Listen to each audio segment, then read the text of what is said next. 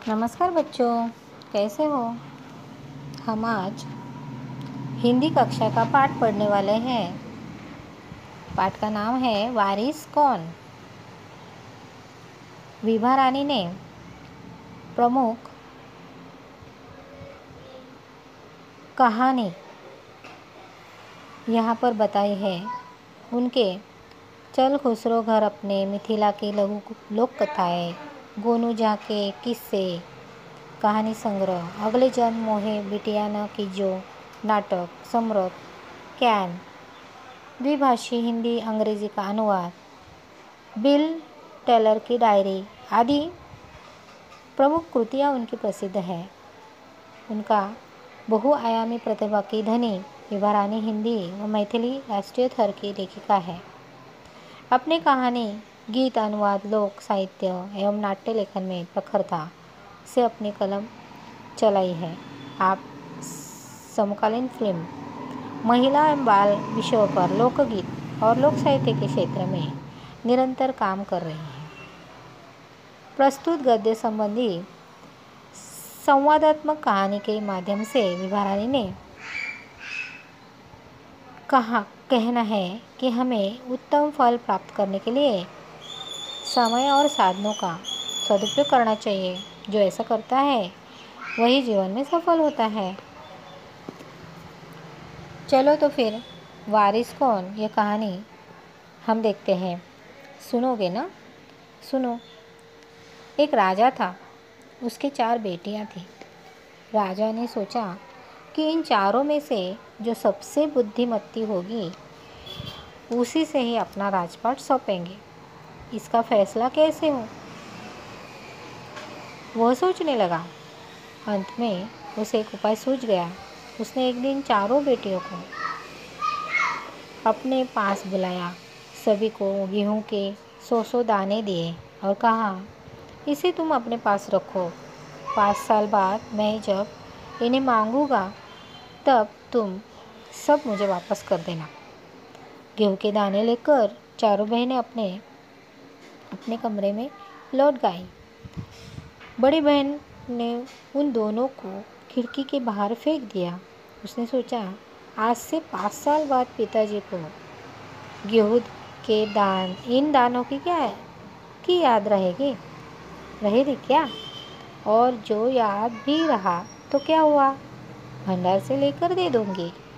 दूसरी बहन ने दोनों को चांदी की एक डब्बी में डालकर उसे मखमल के थैले में बंद करके सुरक्षा से अपने संदूक में डाल दिया। सोचा, 5 साल बाद जब पिताजी ये दाने मांगे तब उन्हें वापस कर दूंगी। तीसरी बहन बस सोचती रही, इसका क्या करूं? चौथी और छोटी बहन तनिक बच्ची थी। शरारतें करना उसे बहुत पसंद था। उसे गेहूं के दाने, भुने दाने भी बहुत पसंद थे। उसने दानों को भुनवा कर खा डाला और खेल में मग्न हो गई। तीसरी राजकुमारी को इस बात का यकीन था कि पिताजी ने उन्हें यूं ही ये दाने नहीं दिए हैं, ज़रूर इसके पीछे कोई मकसद होगा। पहले तो उसने भी अपनी दूसरी बहनों की तरह उन्हें सहेज कर रखने की सोची, लेकिन वह ऐसा न कर सकी। 2-3 दिनों के सोचती रही वह। फिर उसने अपने कमरे की खिड़की के पीछे वाले ज़मीन में ये दाने बो दिए। समय पर अंकुर फूटे, पौधे तैयार हुए, दाने निकले। राजकुमारी ने तैयार फसले में से दाने निकाले और फिर से वो बो दिए। इस तरह 5 वर्षों तक उसका पास ढेरा सारा गेहूं तैयार हो गया। 5 साल बाद राजा ने फिर चारों बहनों को बुलाया और कहा, आज से 5 साल में मैंने चारों को गेहूं के 100 दाने दिए थे और कहा था कि 5 साल बाद मुझे वापस करना। कहाँ है वे दाने? बड़े राजकुमारी भंडार घर जाकर गेहूं से दाने ले आई और राजा को दे दिए। राजा ने पूछा, क्या ये वही दाने हैं जो मैंने तुम्हें दिए थे? पहले तो राजकुमारी ने हाँ कह दिया, मगर राजा ने फिर कड़क कर पूछा। तब सोचने उसने सच्ची बात बता दी। राजा ने दूसरे राजकुमार से पूछा, तुम्हारे दाने कहाँ हैं?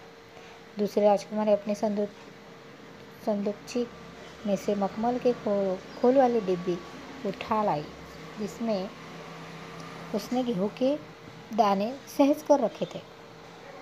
राजा ने उसे खोलकर देखा, दाने सड़ गए थे। तीसरे राजकुमारी से पूछा, तुमने क्या किया उन दानों का? तीसरे ने कहा, मैं उसका उत्तर आपको अभी नहीं दूंगी, क्योंकि जवाब पाने के लिए आपको यहाँ से दूर जाना पड़ेगा और मैं वहाँ आपको कल ले चलूँगी। राजा ने अब चौथी और सबसे छोटी राजकुमारी से पूछा। उसने उसी बेपरवाह से उत्तर दिया, उन दोनों की कोई कीमत है पिताजी। वैसे तो ढेरों दाने भंडार में पड़े हैं, आप तो जानते हैं ना, मुझे गेहूं के भुने दाने बहुत अच्छे लगते हैं, सो मैं उन्हें भुनवा कर खा गई। आप भी पिताजी किन किन चक्रों में पड़े जाते हैं? सभी के उत्तर से राजा को बड़ी निराशा हुई। चारों में से अब उसे केवल तीसरी बेटी से ही थोड़ी उम्मीद थी। दूसरे दिन तीसरी राजकुमारी राजा के पास आई। उसने कहा, चलिए पिताजी, आपको मैं दिखाऊं कि गेहूं के वे दाने कहाँ हैं। राजा रथ पर सवार हो गया। रथ महल नगर पार करके खेती की तरफ बढ़ा। राजा ने पूछा, आखिर कहाँ रख छोड़े हैं तुमने वे 100 दाने? इन 100 दानों के लिए तुम मुझे कहाँ कहाँ से चक्कर लगवाओगे? तब तक रथ एक बड़े से हरे खेत में आकर रुक गया। राजा ने देखा, सामने बहुत बड़े खेती की गेहूं की फसल थी। उसकी बालियां हवा में झूम रही थी, जैसे राजा को कोई खुशी भरा गीत सुना रही है। राजा ने हैरानी से राजकुमारी की ओर देखा। राजकुमारी ने कहा, पिताजी, ये है वो 100 दाने जो आज लाखों लाख दानों के रूप में आपके सामने हैं। मैंने उन 100 दानों को बोकर इतनी अधिक सफल तैयार की है। राजा ने उसे गले लगा लिया और कहा, अब मैं निश्चिंत हो गया। तुम ही मेरे राज्य की सच्ची उत्तराधिकारी हो। इस तरह राजा ने अपनी बेटियों को जो 100 दाने दिए थे, उनके 3 बेटियों ने उसका उपयोग न करके उनकी निराशा की थी, लेकिन तीसरी बेटी ने उनकी उत्तराधिकारी होकर उसे सफल किया था। इस तरह यह कहानी आप ज़रूर पढ़िएगा और दूसरों को भी सुनाइएगा। धन्यवाद।